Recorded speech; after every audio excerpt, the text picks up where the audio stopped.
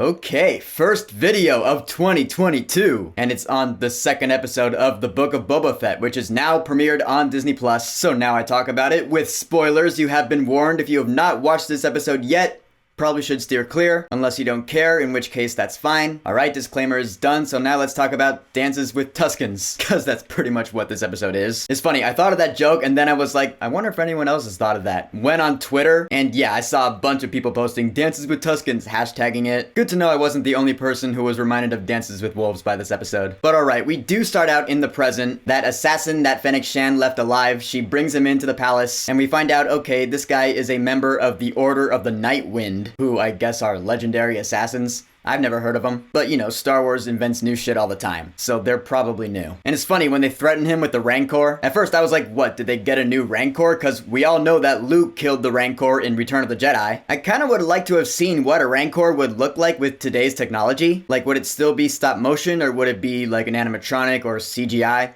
I'm not sure. But it turns out, yeah, the whole Rancor pit is just empty. They got rid of the big dead one. But the assassin confesses, he's like, I was sent by the mayor, please don't feed me to the Rancor. Yeah, it turns out that was a lie. Because they bring him into the mayor. Once again, we have that annoying Major Domo dude.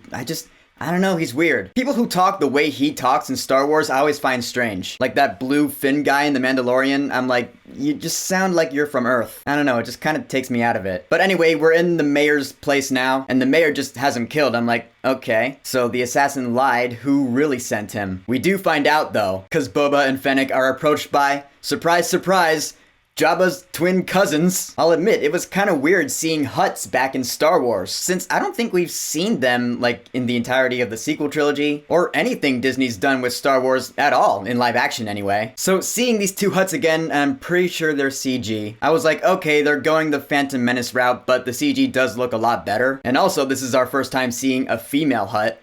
She's lovely. And you know, they sound all cool. He's all like, basically, they're like, we're here to take Jabba's land because we're his next of kin. And Boba's like, yeah, I don't think so. I'm pretty sure these Hutts are the ones who sent the assassins, because they want Boba Fett out of the picture, because they want to take Jabba's throne. But Boba's standing up for it, so the Hutt's like, alright, bloodshed is bad for business, we'll be back later. And I'm pretty sure they will be back later. I do find it interesting though that Fennec brings up that because they're Hutts, Boba Fett needs permission to kill them or something. We did learn in Phantom Menace that Tatooine is run by the Hutts. It's controlled by the Hutts. So I guess that does make sense in that respect. Since they run the whole planet, if you want to kill one, you need permission. Then again, Princess Leia didn't need permission.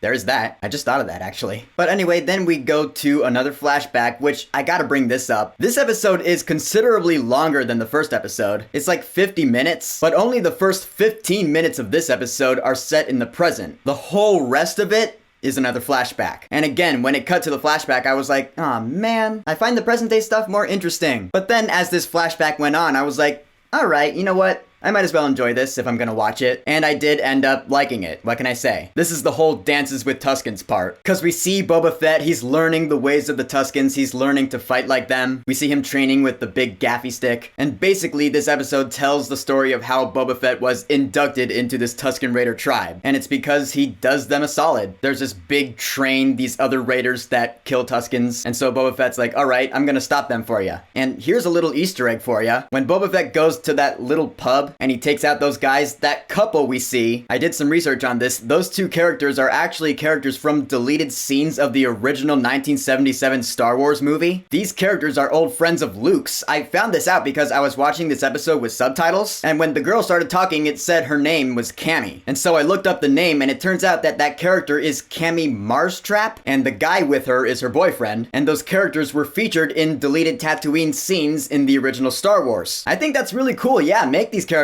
canon. I just thought that was a really sweet piece of trivia, and I thought it was worth pointing out. So anyway, back with the Tuskens, Boba Fett brings back these speeder bikes, which remind me of the ones from Return of the Jedi. At first I thought they were pod racers, but they don't have the power coupling thing in the front, so I think they're more like the speeder bikes from Return of the Jedi. But Boba Fett teaches the Tusken Raiders how to ride them, and at that point I was like, okay. I don't hate the concept, but it did feel kind of weird to see at first. Cause, we all know Tusken Raiders for being really primitive. Kind of like Jawas, they tear machines apart, and they use the scraps, But Boba Fett introduces this new technology to the Tuskens. He teaches them how to ride them like a bantha. That was funny. And so they go to stop the train, and the whole thing does go without a hitch, pretty much. I mean, yeah, a few Tusken Raiders did die, for sure. A few nameless Tusken Raiders, oh no. But we stopped the train, and it's funny, when it crashed, I was like, another happy landing.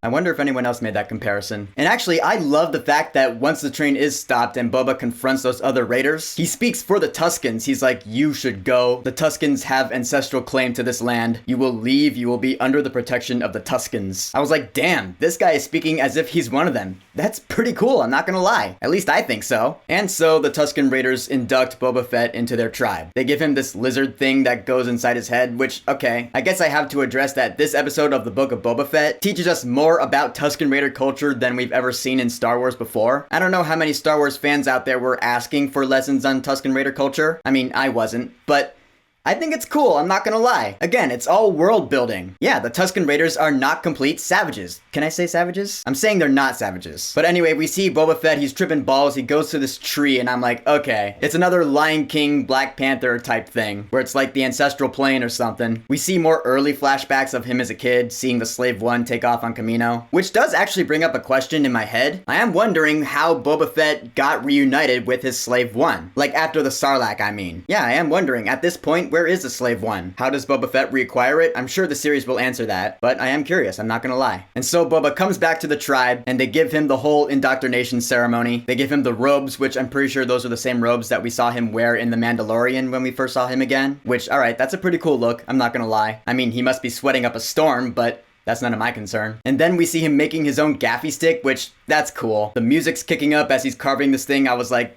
this is actually kind of badass. He's forging it. Yeah, he has a gaffy stick of his own. He doesn't have to borrow one from any other Tusken Raider. That's cool. This is a weapon he can call his own now. And the episode ends with him and the tribe doing this big dance around the campfire. And I was watching this like, there's something really Maori about this, which I always thought was a really cool thing. Like in Aquaman when he speaks the language.